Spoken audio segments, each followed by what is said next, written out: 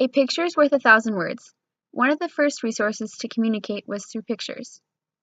The Paleolithic people used drawings on rocks and caves to communicate and express the objects surrounding them. Art is an expression, but with no written words. Many of their shading techniques founded what artists use today. Paleolithic people are the pioneers of art. The early people hunted wild game and gathered berries, fruit, seeds, and planted for food. They lived in small nomadic tribes and moved wherever food and resources were plentiful. Paleolithic people accomplished a few revolutionary characteristics that humans still use today. First, these prehistoric people began to control fire for light, warmth, and cooking.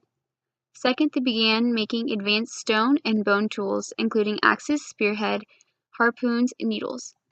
Third, they began to lead a part of the human existence and communication. Discovered in 1994 in France, archaeologists believe that the cave of Chauvet-Pont-d'Arc is more than 30,000 years old. Carbon samples of the charcoal used to depict the rhinoceros drawn on the wall are used to date the establishment of the drawings. French speleologist Michael Rosen noticed a faint draft coming from a heap of stones blocking the end of a small cave overlooking the left bank of the Ardèche River. A draft often indicates a continuation behind an obstruction. Rosen and his friends tried to move the stones but could not. Months later, French ministry Jean-Marie Chauvet pursued the passage. Chauvet and team discovered the nearly 91,493 square foot cave. Archaeologists believe that early visitors of the caves did not live inside of the cave, rather they used the cave for their ceremonies. The few fires they held in the cave were not for cooking, but they were used in order to make the charcoal for their drawings. The early humans did not draw on all available surfaces. All of the images in the cave had been made where no natural light could reach it. Paleolithic people painted their illustrations in complete darkness and were only visible by torchlight. The animals in the paintings included horses, rhinoceroses, mammoths, musk ox, ibex, reindeer, deer, panthers, and owls. Scholars believe that these animals were not then a normal part of the people's diet. Illustrations were not the only items discovered in the caves. Numerous bones were discovered in the caves, including 195 bear skulls that suggest that the bears used the caves to hibernate before the prehistoric humans discovered the cave. Located in southern France and northern Spain, dating 15,000 to 10,000 BCE, the Lassix Cave is one of the most famous caves today. The climate was very cold and resources were scarce. Life was short and very difficult for the early Homo sapiens. Early humans in France endured many migratory patterns of vast range of wildlife.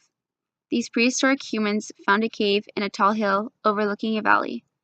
After crawling through many small openings and narrows, led to a larger room that was the backdrop for these early artists to express themselves.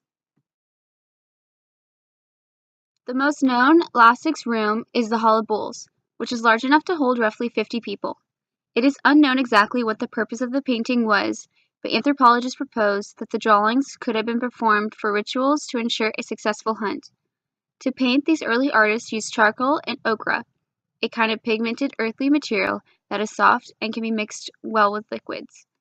Ochre comes in a range of colors, like brown, yellow, red, and white. In the Lassix Cave, the Paleolithic people drew images of horses, deer, bison, elk, a few lions, a rhinoceros, and a bear, all of whom which can be found in the prehistoric wildlife surrounding the cave.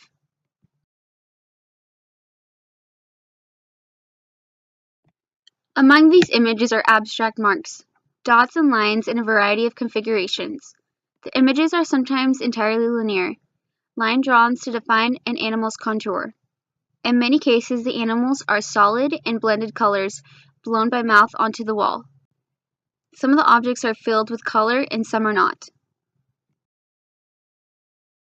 Located in the Huns Mountain, Africa, German archaeologist W. E. Wendent in 1969 and 1972 reached an area known logically as the Goachanas, unearthed several painted slabs in a cave he called Apollo 11 after NASA's successful moon landing. 3 years later, Wendent found the second piece of the Apollo located on the right.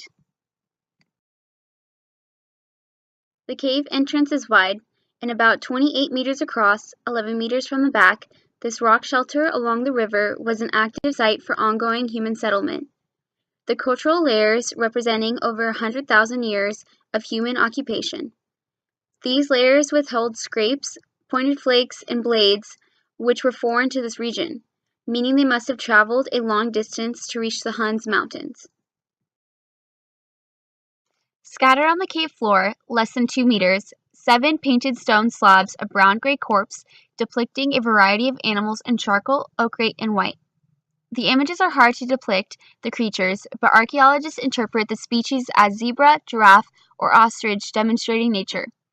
Oldest discovered representation of art in Africa and the earliest evidence of human artistic expression. The artist of Apollo 11 was a hunter-gatherer searching for a place of food and shelter. The significance is that the artist drew an animal form with charcoal. The stones offer evidence of that the Homo sapiens in the Middle Stone Age were not only anatomically modern, but behavioral modern as well. Many scholars have observed the prehistoric people and their paintings on the cave walls and stones. One of the most famous theories was represented by a priest named Henry Bernoulli. Bernoulli traveled and spent many times in the prehistoric caves around the world to study the images and drawings. Bernoulli believed that the images on the cave walls played a role in the hunting magic. Expanding Bernoulli's theory, the Paleolithic people who used the cave may have believed that they could overpower their prey by creating images of the creatures during rituals to ensure a successful hunt. A successful hunt determined the livelihood of the prehistoric people. Another theory suggests that the images were used to illustrate narratives or stories. A particular drawing on the last 6 cave directly supports this theory. In this illustration, a bison stands tall, full of energy as the fur on its back stands up. A figure is dangling below the bison's abdomen that has been interpreted as internal organs, falling out due to a wound. It is a mystery for interpreters of the 2 bird figures depicted below the bison. The paintings were illustrated from memory and imagination. The animals and figures were naturalistic, focusing on the animals' energy and movements that were able to distinguish the animals today.